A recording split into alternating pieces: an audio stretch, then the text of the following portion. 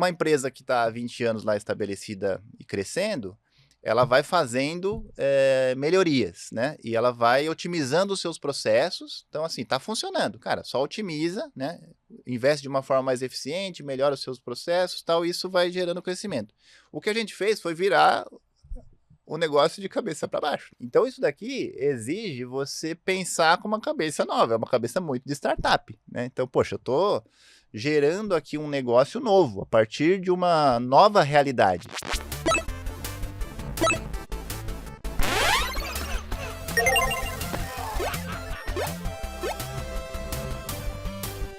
Olá, estamos começando aqui mais um episódio do Like a Boss, o podcast que você entra na mente dos CEOs das empresas mais inovadoras no Brasil. O Like a Boss é produzido pelo ecossistema de empresas da Alura, FIAP e PM3. Eu sou o Marcel Almeida, CEO da PM3. Eu estou aqui com o Guilherme, nosso host também. Olá pessoal, tudo bem? Olá Marcel, sou Guilherme Pereira, sou diretor do MBA da FIAP e também diretor das nossas soluções corporativas. E hoje nós estamos aqui com um convidado super especial, que inclusive já tive o prazer de trabalhar. É o Fernando Moretti, ele é CEO da Acato. A Acato é um marketplace que ajuda candidatos a encontrarem vagas e ajuda também as empresas a encontrar os melhores candidatos. Bem-vindo, Moretti. Olá, tudo bem? Obrigado pelo convite, Marcel, Guilherme, prazer estar aqui com vocês. Fernando, vamos começar conhecendo um pouquinho sobre você. Conta pra gente um pouco da sua trajetória antes da Acato. Como é que você desenvolveu sua carreira até a Acato? Bom, eu sou engenheiro de formação, né? Me formei em engenharia elétrica e quando eu me formei eu fui trabalhar inicialmente como engenheiro mesmo, né? Eu era um engenheiro de uma empresa que era um misto de holandesa com finlandesa ali, uma joint venture. E essa empresa, ela tinha como clientes as empresas de telecomunicações, as grandes operadoras. E rapidamente eles observaram que o meu perfil ali tinha fit com a área de negócios, né, com a área comercial. E eu rapidamente fui alocado dentro de uma área para ajudar ali nessa relação com as empresas. Eu tinha muito contato técnico com as operadoras, né? E dali eu comecei a minha carreira numa área mais de negócio, uma área mais comercial, né? Depois eu acabei migrando para a Telefônica Vivo, que é uma empresa de milhões de clientes, né? E lá eu atuei inicialmente na área de produto e depois eu fiz uma migração para uma área comercial, né? Essa migração foi um período também importante ali, eu fui atuar diretamente na área comercial. Inicialmente eu tinha uma ideia de que aquilo ali era uma etapa pequena da minha carreira e que eu ia aprender muita coisa e que eu ia experimentar ali skills diferentes, né, habilidades diferentes. E acabou que eu fiquei ali por mais outros 6 anos, né, acabei virando diretor comercial da Telefônica, eu cuidava ali toda a rede da equipe comercial do estado de São Paulo. Depois teve a fusão entre a Telefônica e a Vivo, teve uma integração grande ali entre todos os times de venda do time da Vivo com o time da Telefônica. Eu fiz todo esse processo de integração ali dessa equipe no estado de São Paulo, que é onde tinha essa atuação, né? Então esse foi a minha história, assim, antes de chegar na Cato, né? Eu era um diretor comercial, era responsável ali por uma unidade ali do estado de São Paulo, que tinha relacionamento com todos os dealers, né? Então você tinha representantes comerciais, você tinha uma força de venda direta, televendas, eram milhares de vendedores ali, e eu tinha essa responsabilidade de definir a atuação desse time comercial para o estado de São Paulo. E como é que chega a Acato na sua história? Pois é, aí eu estava há 12 anos, né, nessa função. Eu era diretor ali há já 4 anos nessa atividade ali na Vivo, e eu recebi esse convite da Cato, né, que era uma empresa com um perfil totalmente diferente, né, então eu entendi que quando eu pensava na minha carreira, eu falava assim, bom, agora acho que tem uma oportunidade aqui de eu desenvolver outras coisas, e quando eu recebi esse convite, eu olhei com muita calma, né, sobre o que poderia me proporcionar aquilo, né. A Cato é uma empresa muito menor, né, então ela tem um perfil totalmente diferente. Eu conversei bastante com as pessoas, entendi o perfil dos profissionais, tal, entendi a transformação que estava acontecendo e achei que cabia dentro dos meus planos para frente, né. Cheguei na Cato em 2016. Inicialmente eu fui convidado para assumir uma unidade de negócio, que era a unidade de empresas, né? E eu comecei por ali, e depois eu progredi dentro lá da Cato também, né? Até chegar a essa posição de CEO. A gente vai dividir essa história toda da Cato em alguns rounds, né, Marcel? Mas até uma das coisas que eu sempre tenho curiosidade, né, é esse momento de inflexão, né, de carreira.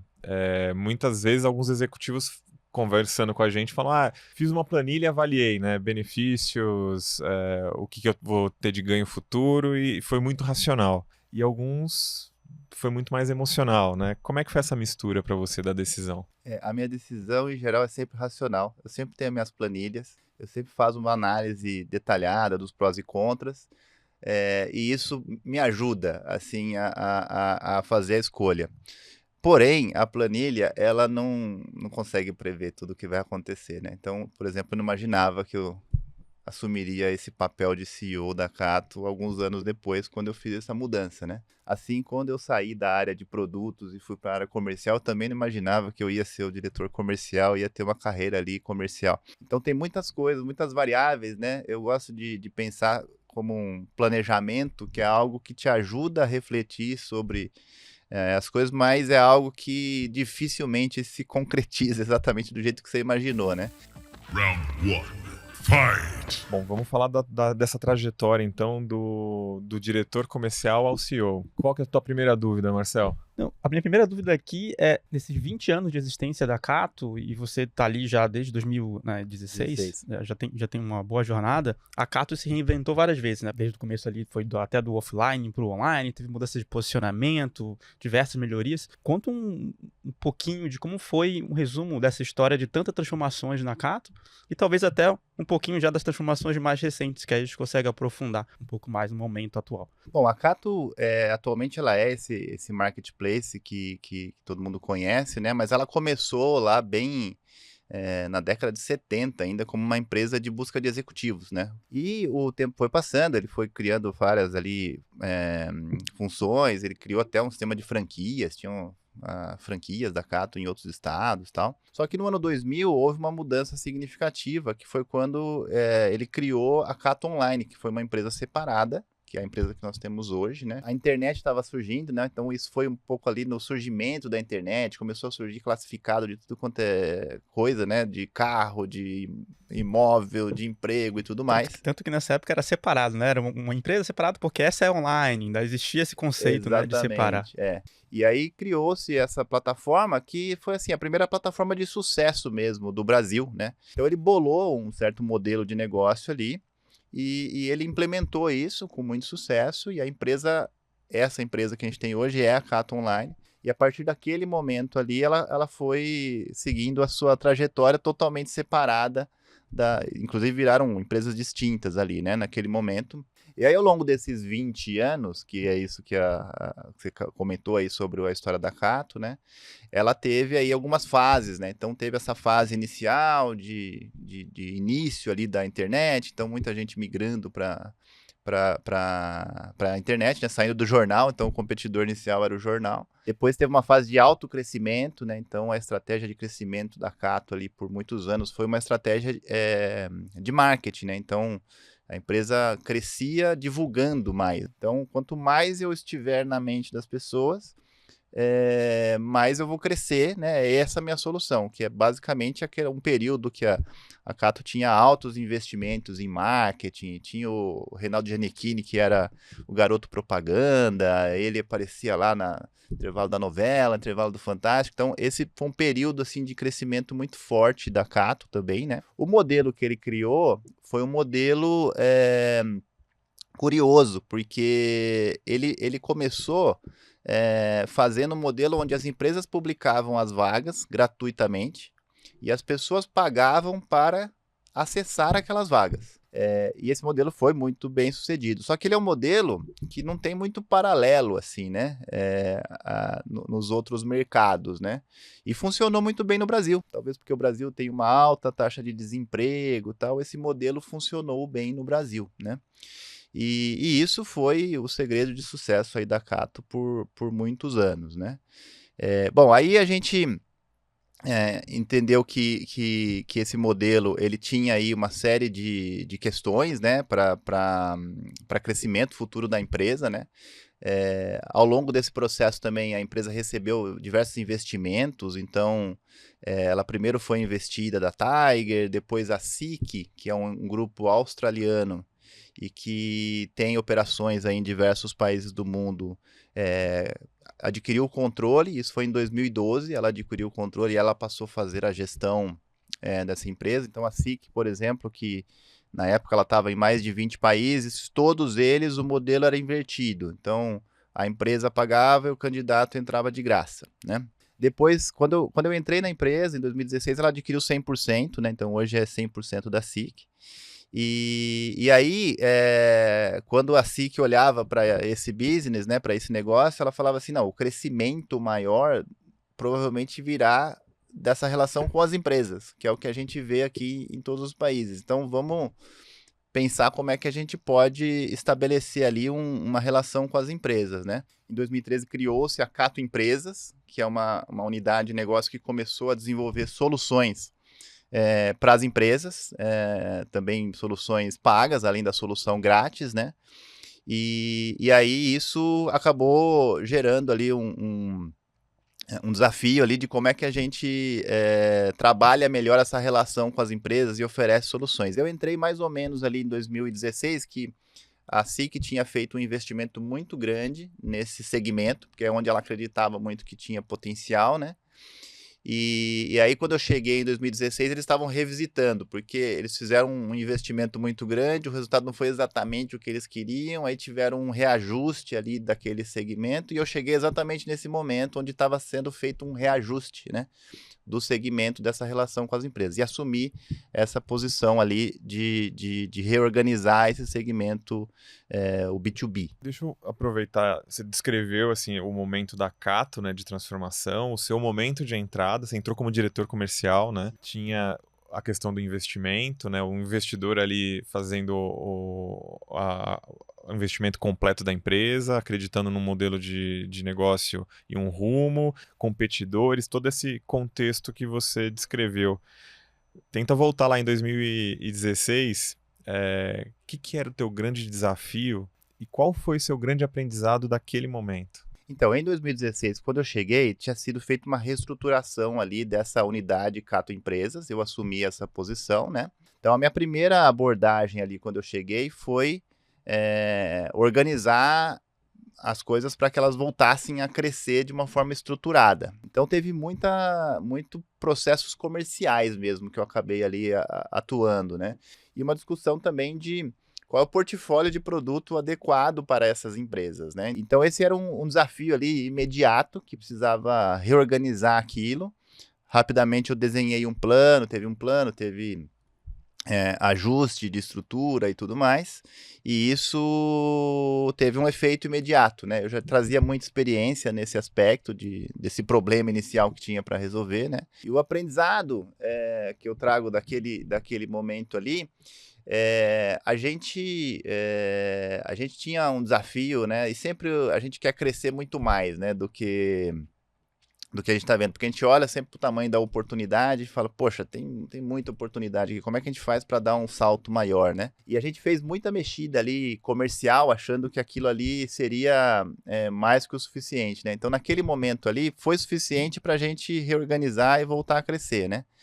E depois a gente entendeu que, assim, não, a gente precisa mexer mais na plataforma como um todo, que aí que foi a mudança depois do modelo, porque o que eu ofereço para as empresas, no final das contas, são candidatos, né? O meu modelo é um modelo em que, naquele momento, né, o candidato tinha que pagar para acessar, então você tinha ali um desafio que é trabalhar com candidatos que se cadastravam, eram pagantes, portanto eles eram bastante engajados, então isso era um benefício grande da plataforma. Mas com esse modelo de pagante, você nunca vai ter um volume significativo, né? Porque é um modelo que compete com outras soluções grátis, né? E aí isso significa que você vai ter que trabalhar com volume menor. Então essa discussão ali do portfólio foi uma discussão que a gente iniciou na época, né? Mas ela foi se materializar mesmo bem mais à frente. E essa mudança que já aconteceu ali em 2021, você comentou do modelo de negócio ter ficado diferente. Conta um pouquinho como isso afetou o ecossistema inteiro da Cato, porque vocês mudaram o produto principal, né, ali. Então, eu imagino que tinham vários riscos que vocês mapearam. Conta um pouquinho como foi os testes. Imagino que não tenha sido um Big Bang, né, que você vira e muda tudo da noite pro dia. Acho que é legal de saber como foi o processo disso e o efeito que gerou em outras áreas ali também. Quando eu cheguei lá em 2016, 90% da receita da empresa era candidatos. Então, Cara, muito, hein? era muito, né? Porque a empresa nasceu com 100%. Então, naquele momento era 90%, né? Estava crescendo a empresa, o faturamento das empresas, mas era 90%. E tinha um acionista dizendo, olha, mas eu acho que o modelo vai crescer mais aqui, é esse aqui. Então, a gente tinha ali uma clareza, a gente tem um modelo que é um framework de como funciona um marketplace de emprego, né? Esse framework, que é meio que um guia nosso, né? Ele foi construído aí já há bastante tempo e ele fala sobre quais são os elementos que uma plataforma, né, que promove esse encontro ali de candidatos e de recrutadores tem que ter para que ela tenha sucesso sustentável no longo prazo. E ele basicamente é um ciclo virtuoso, que a gente chama, em que você tem que ter, de um lado, muita vaga de emprego, preferência todas as vagas de emprego, né? Você tem que ter muitos candidatos, né?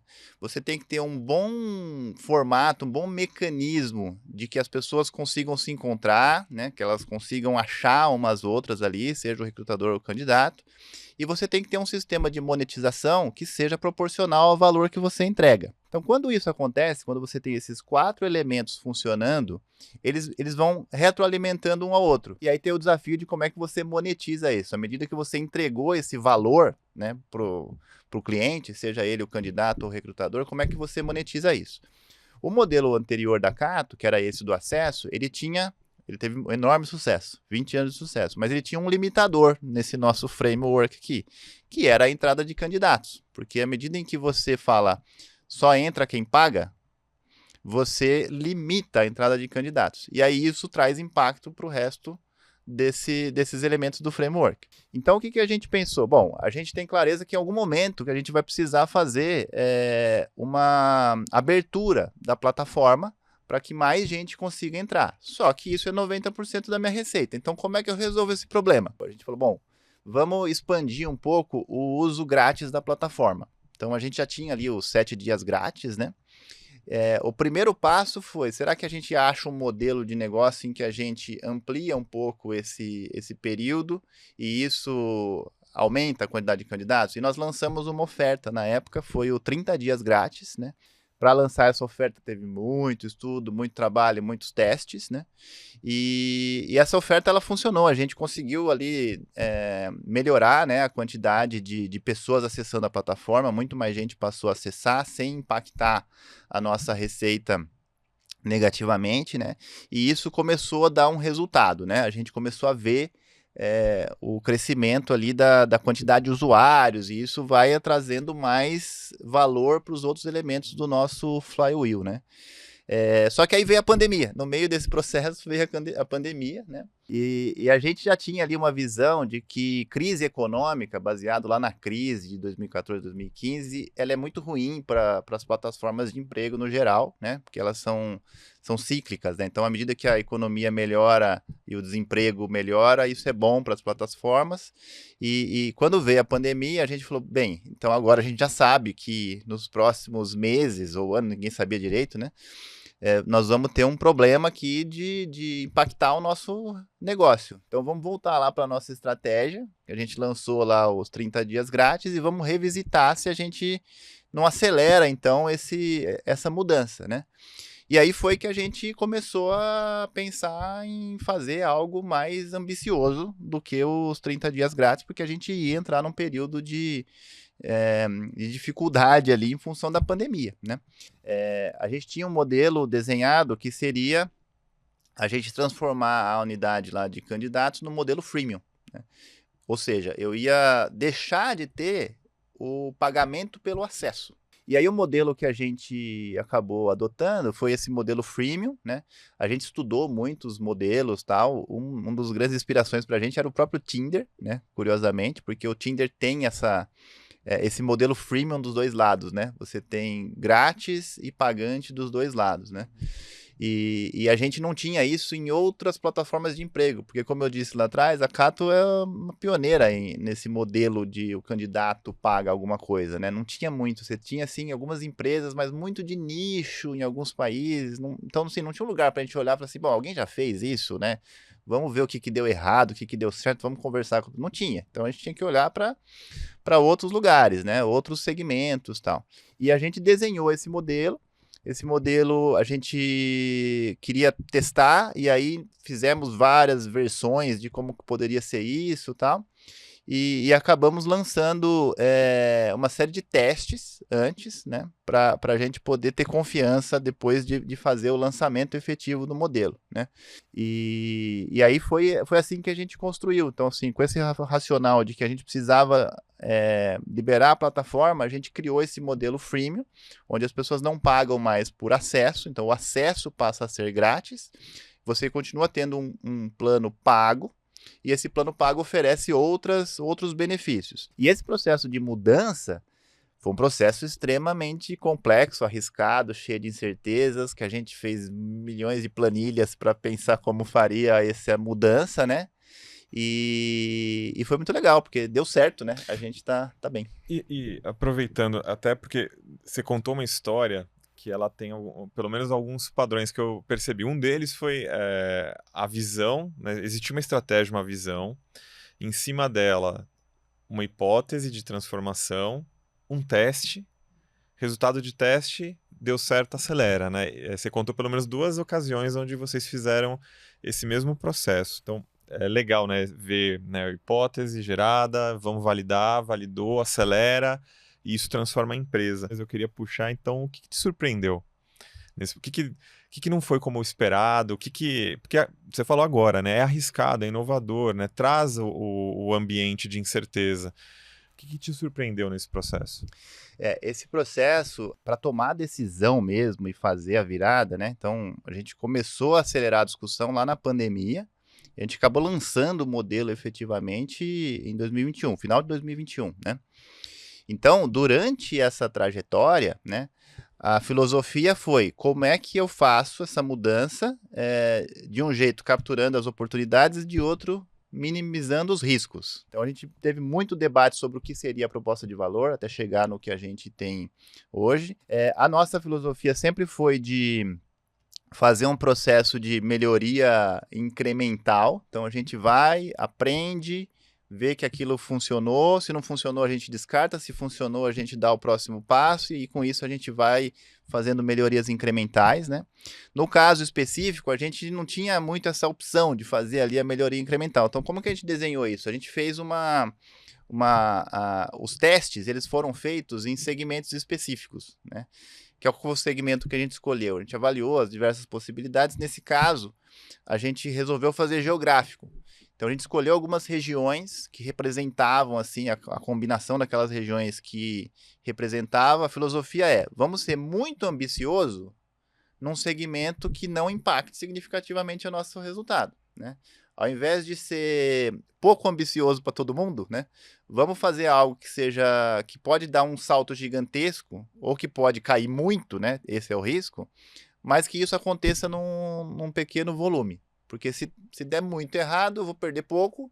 Se der muito certo, aí eu vou ter que pensar se aquilo se replica para o todo. A gente escolheu algumas praças, alguns estados que para a gente, na receita da Cato, não eram tão impactantes. Então, a gente foi lá, Bahia, tinha um estado do Centro-Oeste. Então, a gente escolheu essas regiões e nessas regiões a gente, de fato, mudou o modelo. Chegou lá e falou, não, agora é de graça e eu tenho aqui um outro produto que você pode comprar que funciona desse jeito, tem esses benefícios. E aí a gente foi, colocou no ar, o que aconteceu? Obviamente nunca dá certo de primeira, né? Então, ainda bem que a gente não fez para todo mundo. A gente fez um pedaço e a gente foi inteirando e descobrindo. Então, a gente foi ajustando tudo isso ao longo desse 1 ano, né? Várias e várias iterações num ambiente pequeno. E aí até chegar num ponto em que a gente fala, bom, agora sim, agora eu estou vendo aqui, os indicadores estão apontando para algo que pode me trazer essa mudança que eu desejo, vamos expandir para o Brasil inteiro. E dali a gente falou, bom, agora é a vida real, agora daqui para frente a gente vai viver esse novo modelo, né? E muitas coisas a gente testou e sabia, mas várias outras coisas a gente não tinha como testar naquele ambiente pequeno, né? Então, por exemplo, uma coisa que era muito difícil testar pela escolha que a gente fez era a nossa atuação comercial, né? Então, o modelo antigo da Cato, você tinha metade das vendas saía por telefone. Então, o candidato entrava lá, parava no carrinho abandonado, tal, e a gente ligava para ele e ele entendia melhor o plano e comprava. Isso não deu para testar lá naquela região pequena, né? Então, o que aconteceu depois? Hoje nós temos 0 venda por telefone, né? Então, a gente não vende mais por telefone. Isso também trouxe uma coisa que já era da nossa filosofia. Falou, bom, esse negócio será que vai se sustentar? Vender por telefone, né? Um produto que é uma plataforma online. A gente já tinha essa visão que não ia. Mas a gente não tinha mapeado que isso ia ser na virada do modelo, né? Então isso também foi uma coisa boa, né? Foi um efeito positivo depois, porque a gente tornou a venda 100% online, o que é uma coisa desejável, né? Extremamente desejável, mas não era uma coisa que eu tinha mapeado antes, né? A coisa que você perguntou que surpreendeu, a gente não tinha conseguido pegar isso daí, não dá para você pegar tudo, né? Você faz uma série de testes, mas uma parte você vai descobrir depois, né? Round 2. Fight! No segundo round a gente vai falar de estratégia, cultura e o futuro da Cato. Foi legal que a gente passou, né, pela história, pela tua história, Fernando, e pela história da Cato, né? E agora a gente enxerga a Cato, já ganhou vários prêmios de Great Place to Work, né? Uma das empresas aí que melhor estão posicionadas em relação ao trabalho em tech.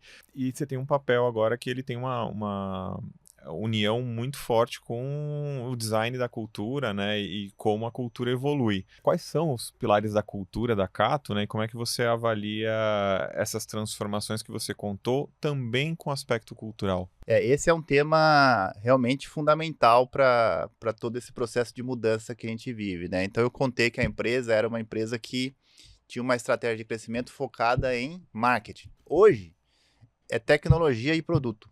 Então, eu entrego valor, se eu entrego valor e o candidato ou o recrutador entendem aquele valor, usam, aí sim eu consigo monetizar aquela relação com ele. Então, a cultura para trabalhar nesse ambiente é totalmente diferente da cultura para trabalhar naquele outro ambiente. Então, tudo isso teve que ser construído, né?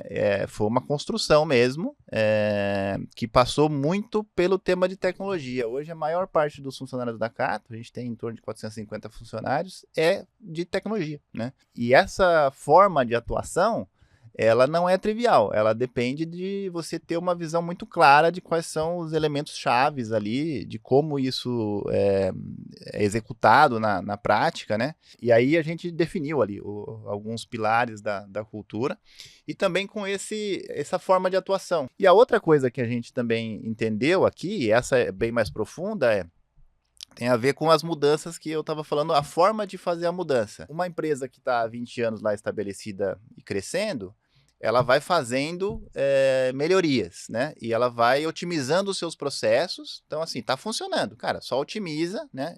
Investe de uma forma mais eficiente, melhora os seus processos, tal, e isso vai gerando crescimento. O que a gente fez foi virar o negócio de cabeça para baixo. Então, isso daqui exige você pensar com uma cabeça nova, é uma cabeça muito de startup, né? Então, poxa, eu tô gerando aqui um negócio novo, a partir de uma nova realidade. E qual que é a cultura que combina com essa realidade? É uma cultura lá, o que eu gosto de chamar de grandes saltos, né? Você tem oportunidades enormes. E se você tem oportunidades enormes, você não vai trabalhar em pequenas melhorias, né? Então isso muda muito a cabeça das pessoas. As pessoas, elas têm que pensar em coisas grandes, né? Então, se você está pensando num negócio que, poxa, eu vou melhorar esse processinho aqui e vai dar 10%. Não adianta, porque a gente quer dar saltos. A gente tem coisas muito grandes acontecendo para perder tempo com as coisas pequenas. Então, vamos fazer teste das coisas grandes. E aí a gente segue aquele método lá de eu testo num ambiente pequeno uma coisa muito grande, porque à medida que eu acho essas grandes, elas valem muito mais. Então, resumindo, aí a cultura a gente desenhou para endereçar essas questões aí. Então, o que eu quero ter, né? Pô, eu quero ter um time extremamente inquieto, que é esse ponto. Poxa, eu tenho que estar o tempo inteiro procurando soluções grandes, soluções que dão um salto. Por quê? Porque elas existem, a gente não sabe, a gente tem que descobrir, né? A gente tem que ser bom de encontrar essas soluções, então solução é um tema importante. A tecnologia é o principal de tudo, então sempre pensar primeiro com a tecnologia antes de botar mais gente fazendo alguma coisa, né? Vamos pensar como aquilo resolve de forma tecnológica, inteligência artificial e tudo mais. E a gente tem também a questão dessa relação com os nossos clientes, né? O candidato, em geral, quando ele está nessa fase de buscar emprego, né? A maior parte deles está desempregado. Então, essa empatia de entender o que o candidato precisa, né? É fundamental. Então, como é que a gente tem essa relação com o candidato de apoiá-lo nesse momento de transição, né? De forma bastante respeitosa e tal. Então, essa empatia é fundamental. E, finalmente, tem um elemento que é crítico nesse novo modelo também, que a gente chama de parceria, que dificilmente as coisas grandes, e a gente quer procurar sempre as coisas grandes, dificilmente as coisas grandes estão num lugar só. Em geral, é algo que conecta um montão de gente. Né, de um montão de áreas e tal. Então é fundamental que a gente consiga trabalhar em parceria. Né? Então esses são os pilares da cultura da Cato, essa é a cultura desejada, e aí tem todo um trabalho de, eu estou praticando todos esses elementos aqui, onde que eu não estou? Onde que eu posso melhorar? O que eu preciso fazer? Quais são os processos? Quais são as mudanças que eu tenho que fazer para que isso aconteça? Cara, tudo isso premiou muito aí o que a gente fez nos últimos anos. Né? Isso que eu queria entrar um pouquinho, porque essa transformação leva tempo, você até falou que investiu e foi mudando com o tempo, mas tem um processo interno muito grande. Deve ter tido pessoas um pouco mais resistentes a essas mudanças, a maneira diferente de pensar. Então, como que isso foi trabalhado ao longo do tempo para conseguir ter essa cultura nova de grandes saltos e mais experimentação? Não existe jeito de mudar a cultura apertando um botão, né? Quem dera, né? Se demitir metade das pessoas e contratar metade, a coisa ainda vai estar lá. Então, assim, é um processo que vai sendo construído aos poucos. Então, você tem que ter a direção clara, você tem que saber para onde você está indo, você tem que conseguir comunicar isso adequadamente, você tem que reforçar isso, tem que dar exemplo, tem que fazer as coisas de uma forma consistente. Nesse processo todo, a gente conseguiu fazer mudanças muito significativas. Né? A gente saiu de um cenário que tinha, por exemplo, quando a gente lançou o novo modelo para candidato, a gente tinha 4.000 códigos de produtos lá. Então, tinha essa filosofia. Cara, eu preciso ser mais simples. Não dá para ficar criando um montão de coisa aqui. Eu tenho que reduzir, porque já tem aqui um legado muito grande e eu preciso acabar com ele. Isso aqui está me atrapalhando. E a gente começou com 1. Hoje nós temos 3, né? 2 anos depois nós temos 3.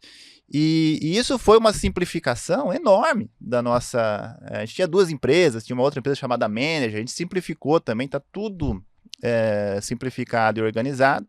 E isso fez com que a gente pudesse avançar muito na nossa tecnologia. Hoje nós não temos nada em servidor local, está tudo na nuvem, a gente migrou 100% para a AWS, a gente está com quase tudo em microserviços, né? Tem lá, a gente criou até um indicador para saber, o que está no legado, o que não está, né? Poxa, quantas requisições tem do código antigo do código novo? Está quase tudo no código novo, sempre tem ali um pedacinho que você ainda precisa matar. A gente investiu muito no time, então assim, capacitação, como é que eu faço para esse time atuar, se preocupar com segurança, os times são autônomos, né? Então a gente hoje dá autonomia para os times trabalharem, desenvolverem o código, tá pronto, ele coloca na hora, e isso no core da plataforma, né?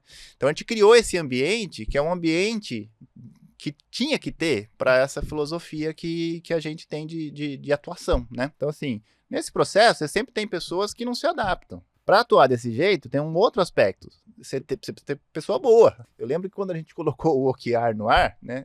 Eu falava assim, mas gente, isso não como é que vai funcionar um negócio desse se o OKR você pressupõe que as pessoas vão dar soluções para os problemas? Eu falei, mas as pessoas têm que ter capacidade de dar a solução, porque não adianta, você pega um cara júnior, acabou de entrar na empresa, e fala assim, agora você vem aqui e resolve esse problema. O cara, não, eu não quero resolver problema. Então, assim, você tem que ter uma estrutura muito bem organizada para que isso funcione. Então, hoje, o time da Cato está extremamente bem qualificado, assim, eu tenho um time que é muito bom. E aí essas coisas funcionam porque o time é muito bom. E demora. Não é uma coisa que você consegue fazer. Mas quando você faz, a coisa fica muito poderosa. Legal, Fernando, você fez, acho que a descrição, né, dessas transformações todas da Cato e quais são os próximos passos? O que você pode contar de futuro? Dentro da Cato, a gente desenha um plano para o futuro, né? E revisa esse plano a cada ano conforme a gente avança, né? Esse desenho do plano futuro é muito baseado nas características do mercado, nas oportunidades, nas nossas fortalezas. Então, tudo isso está bem documentado lá e planejado, né? Embora eu tenha certeza que boa parte daquilo não vai funcionar, mas a prática você precisa ter aquilo para poder se nortear. E aí isso ajuda você a se organizar e tomar decisão, a direcionar os times e tudo mais. A gente tá com um crescimento que está acelerando, então eu falei ali sobre a mudança do modelo, né? Quando a gente olha os nossos resultados, a gente está crescendo já, a gente lançou em 2021, o negócio teve o desafio inicial, né, da transição do modelo e a gente voltou a crescer já há mais de um ano, que a gente está crescendo todo mês, ano contra ano e acelerando, né? Quando a gente olha aquela visão de quais são as grandes oportunidades para frente, a gente entende que o crescimento está vindo muito concentrado nessa relação com as empresas, então a gente acabou desenvolvendo ali uma série de discussões sobre quais são as soluções que as empresas precisam, né, dentro de uma plataforma. A gente tem um foco muito grande nos segmentos específicos que a gente já declarou que a gente quer priorizar. Então, assim, tem tudo muito desenhado e pronto, e à medida em que a gente vai avançando, né, vai passando o tempo, a gente fez um monte de teste, né, então esse ano agora, a gente tem o ano fiscal que acaba em julho, né? Nós vamos fazer uma revisão com base em tudo que a gente testou e aprendeu ao longo do ano, o que daquilo se confirma, o que a gente ajusta, quais são as oportunidades que surgiram, quais são as coisas que a gente descarta porque não funcionou. Então, a gente tem essa perspectiva de crescer a plataforma, a gente está crescendo, então o uso está aumentando consistentemente, tanto de candidatos quanto de recrutadores. Esse modelo freemium, ele permite que você consiga abarcar todo mundo, né? E então a gente entende que vai continuar crescendo bastante o uso da plataforma e de uma forma sustentável, né? Final round. Fight! Muito bem, acho que chegando no final dessa história da Cato, a gente vai pro round 3, né, Marcel? E aí eu tenho uma pergunta aqui que é a dor de muita gente, de C-levels, diretores, de muita gente, que é a rotina. Eu queria saber, Moretti, como que você organiza a sua rotina, desde hora de responder os e-mails, diversas reuniões, como você organiza a sua rotina para ela ser o mais produtiva possível? Esse é um desafio que vai evoluindo com o tempo também, né? A gente, ao longo da carreira, né, vai passando por situações que ajudam a gente a pensar sobre como organizar bem o tempo, né? Atualmente, eu funciono da seguinte forma, eu chego na segunda de manhã, eu já olho ali a minha agenda toda para a semana, né? Olho também as agendas futuras e já vejo assim, bom, quais são os temas que eu tenho aqui que são... Eu sigo ali o modelo do urgente e importante, né? As coisas que são urgentes e que são importantes, aquilo que é urgente e importante vem primeiro, e aí com isso eu vou organizando ali, e aquilo que dá para adiar eu adio, então tá tudo dentro ali desse mapeamento que eu faço ali semanal, praticamente. Eu sou uma pessoa muito disciplinada, né? Então, para mim, isso não é um grande desafio, né? Eu peguei o jeito ali, né? Obviamente que sempre aparece um monte de coisa no meio do caminho, né? E aí você vai tendo que tomar essa decisão o tempo inteiro, assim. Eu toco isso agora, deixo para depois. Como é que eu faço essa escolha, né? E a minha cabeça volta lá para o urgente e importante, né?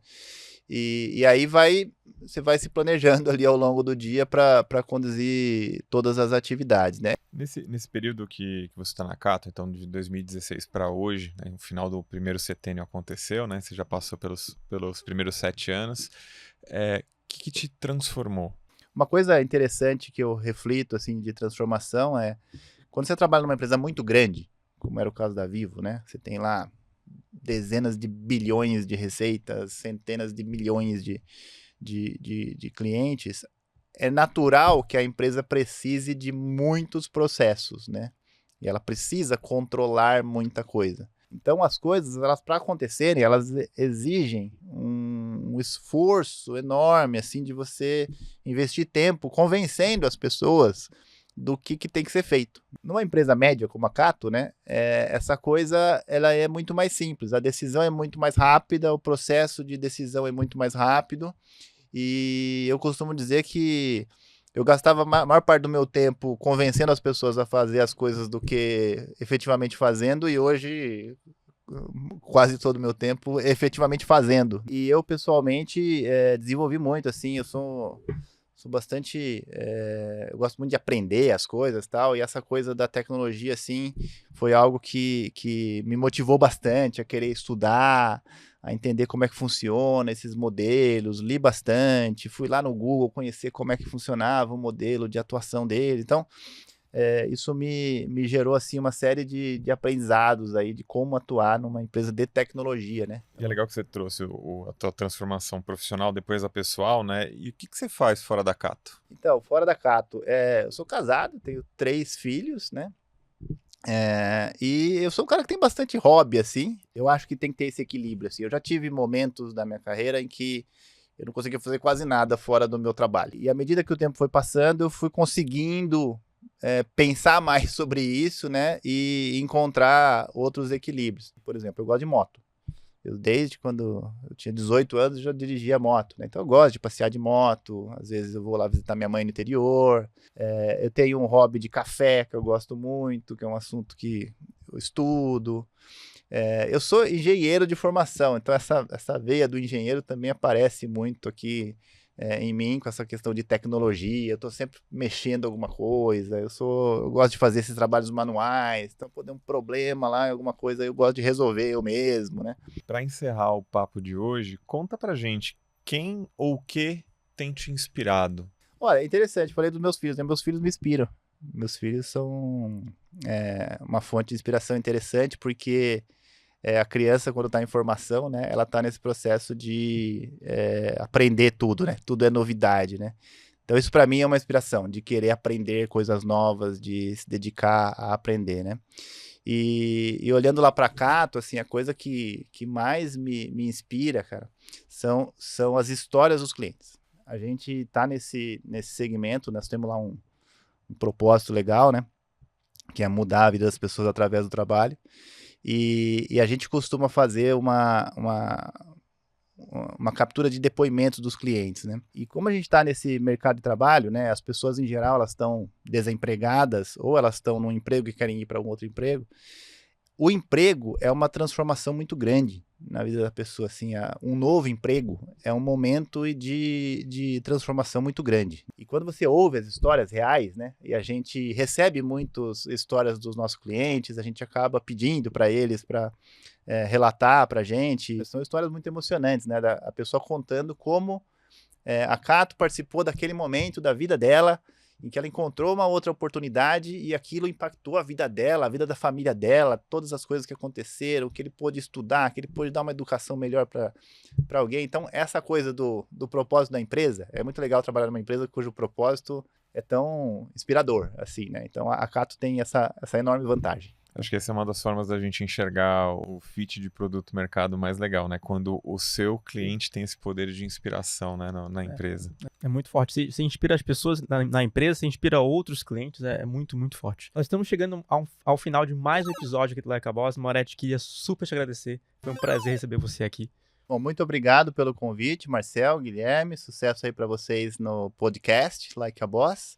Foi um prazer estar aqui com vocês e muito sucesso também aí para os seus telespectadores. Então, obrigado a você que acompanhou a gente até aqui. Fica o convite. Se você ainda não se inscreveu no canal Like a Boss, vá lá no YouTube, se inscreve, deixa seu like, ativa o sininho para não perder os próximos episódios. Aproveita também para acompanhar a gente no Instagram, @podcastlikeaboss, e também no LinkedIn.